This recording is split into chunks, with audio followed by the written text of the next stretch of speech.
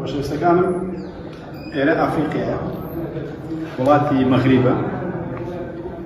و شاری فاس ئەوەی کە ئەشبینن ئەو بینایە یەکەم بینایە کە بە ناوی جامیعە زانکۆ دروست کرابێ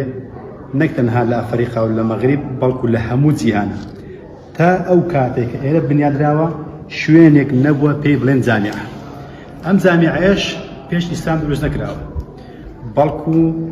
لە ساڵی 859 میلادی بنیادراوە بەرامبەر بە 244 هیجری. لە سەردەستی پیاوەکان دروستش نەکراوە بەڵکو لە سەردەستی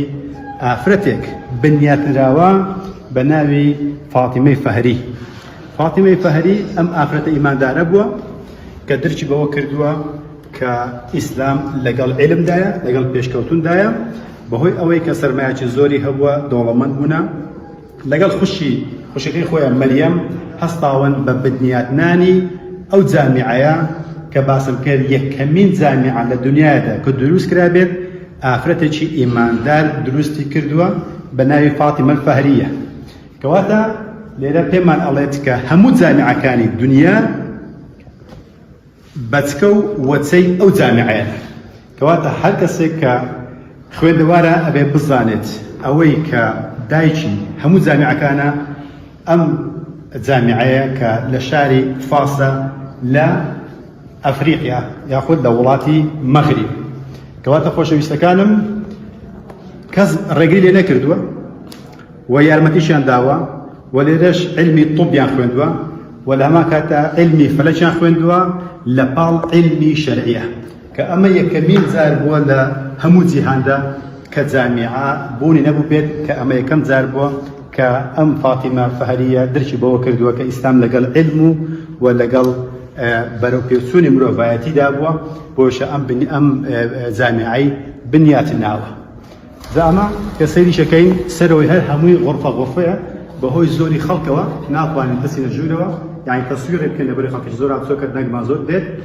هەمووی غورفەژە و هەتا بڵێت جامیعەیەکی یەکجار باش و تۆکمە بووە هەتا ئەوڕۆکە ماوەتەوە بووتە بە مەتحەف ئینسانێکە خەڵکەکە دێت لێرە سەیریەکات و سەرسوڕمانی خۆیان ئەنجام ئەدەن بەوەی کە بەڕاستی چۆن موسڵمانان لەو کاتەدا درکیان بەوە کردووە کە جامیعە بنیاد بنێن کە تا ئێستاکەش خەڵکە لە بەرهەمی جامیعەکان ئەخوات بەڵام بەداخەوە ئەم ڕاستیە لای زۆری لە موسڵمانەکانی شاراوەیە و بێدینەکانیش ئەبینی زۆر جار بەوەوە